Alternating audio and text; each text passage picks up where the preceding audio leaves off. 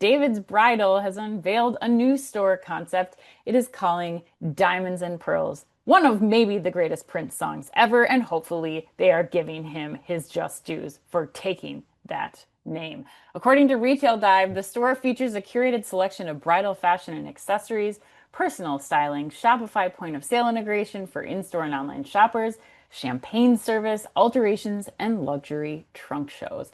The store also carries exclusives not available at other David's Bridal locations. Beyond launching a new store concept, the retailer has also expanded its product assortment.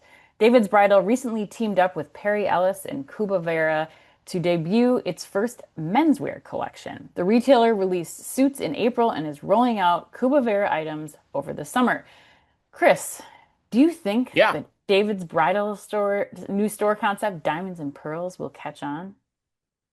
Oh man. I feel like I'm a downer on this podcast. I don't feel like there's anything I guess I started out really You started out with lot. Walmart, Yeah, I yeah. lauded Walmart. Yeah, which is typical. So yeah, but I'm skeptical of this one too, and I think I mean for a number of reasons, like endless aisle as a differentiator, especially in a physical store concept, doesn't mean that much to me because you know who already has an endless aisle, Ann?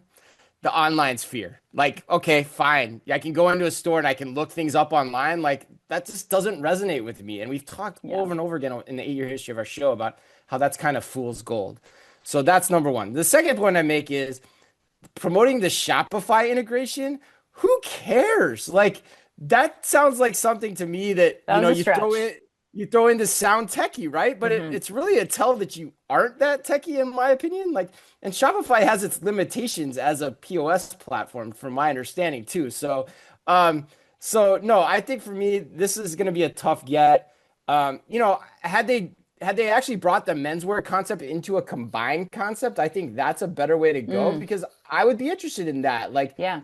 incremental hook there. Like dudes, when they have to get their tuxes for the wedding, they don't care where they go. So why are you letting that business go somewhere else? Bring it together, make the unit more productive. It's kind of the old like consulting case in business school of like, how do you get the fast food restaurant to do breakfast, lunch, and dinner more continuously? How do you use the unused times of the day to be more productive? So like that I think could work. Hmm. But as a plan to like stave off what's already happening endemically to David's Bridal, I just think this is another concept that's probably not going to work in the long run.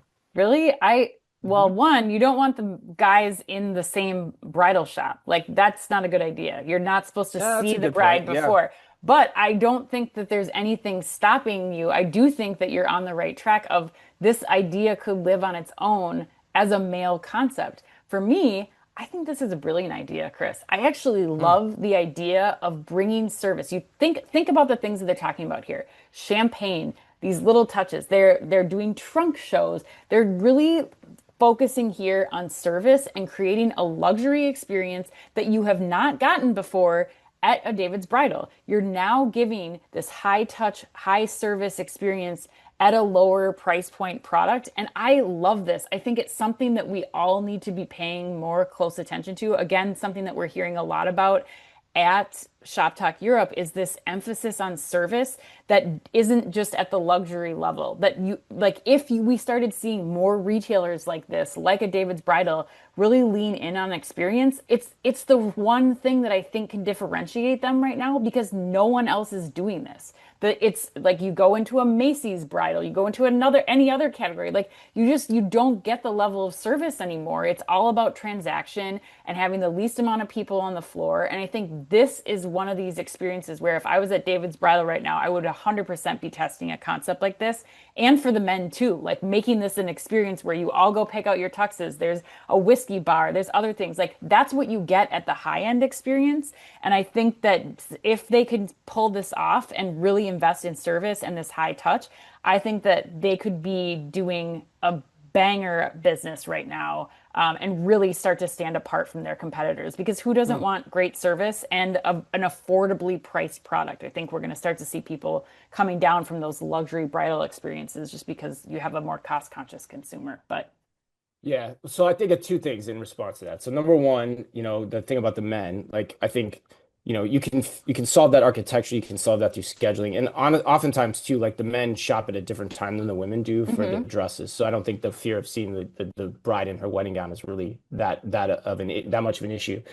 But the second thing, like, yeah, I agree. Everybody wants better service, but the trick with providing better service is you need to pay for it. Hmm. And so that's what's unclear to me in terms of, how are they getting the margins from this concept to pay for it? You can't just wave your wand and give better service.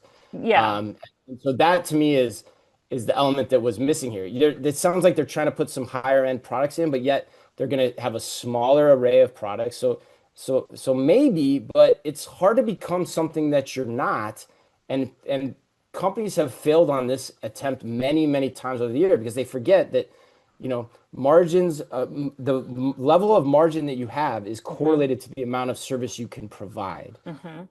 And that's what makes this such a difficult get when you try to move up market in service. And I just Yeah. don't see that from this concept. Yeah, I think that's the big issue though that these retailers are going to have to contend with right now. I mean, I think that's where things like AI come into play. Like, where are you able to save money use leveraging AI in your businesses so that you can find some of that additional revenue to put towards service. I think it's going to be too much of a determining factor in the success of a business overall, if they're not willing to invest here, because this is too high touch of an experience. Shopping for a wedding gown is too high touch of an experience to let that service element decline. So Okay, let me just press you on that though, yeah. because like if that's the case, Hmm. should your new store concept be dependent upon that?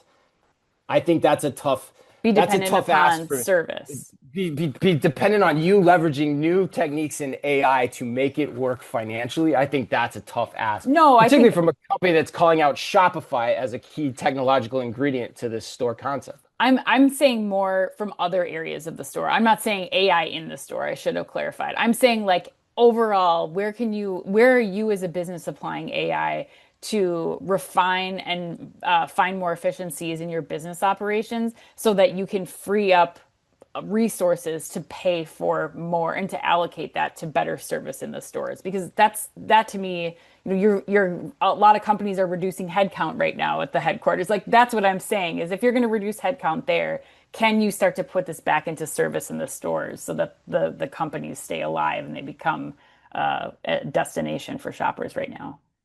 Right, which brings me back to the point of, yeah, if you're going to do that for your fleet of stores that already exist, because you're going to get more payback there than trying to make a distracting new concept work when you don't have that figured out for your chain of stores already. Like, I don't, I, I'm actually getting more skeptical of this as we talk about it, but